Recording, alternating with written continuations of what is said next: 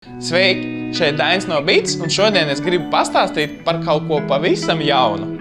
Tadām! Sony Xperia XZ Premium. Vai tie ir tehnoloģija griesti? Apskatīsimies!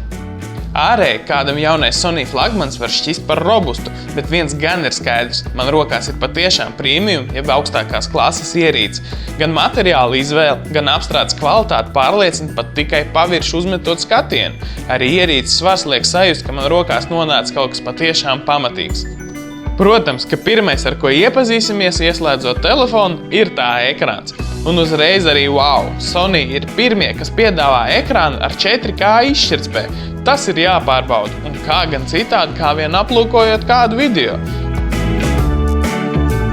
Nu te varētu arī apskatu pārtraukt, bet varbūt Sony spējas pārsteigt arī vēlreiz. Ražotājs sola, ka tas notiks ieslēdzot kameru. Īpaši iespaidīgi būšot video, kas uzņemt ar palēninājumu. Un jā, palēninājums ļaus izklaidēties ne reizi vien, un ierīcē atrodamie bilžu apstrādes efekti ļaus sajusties kā māksliniekam. Atliek vien augšu pielādēt sociālajos tīklos un pieticīgi pierakstīt. Šo es nobildēju ar telefonu. Ko tad vēl mums no šāda telefona vajag? Vienkāršām darbībām internetā un e-pasta pārskatīšanai jau sen labāko telefonu procesori ir kļuvuši pārāk jaudīgi.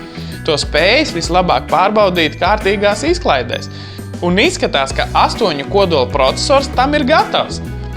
Izskatās, ka telefons nebeigs pārsteigt, arī ja lietos to ilgāku laiku. Galu galā ražotājs sola, ka tas vēros tavas darbības un iemācīsies daudz ko paveikt saimnieka vietā. Piemēram, ja kādā konkrētā laikā vai vietā vienmēr izslēgs tālruņa skaņu, pēc kāda laika telefons to paveiks pats, bez atgādinājuma. Te nu reiz ir telefons, par kuru visu izstāstīt nav iespējams. Ko vēl piebilst? Ņem un nofotografē sevi kaut vai no ūdensglāzes, ja nu tas ir ienācis prātā.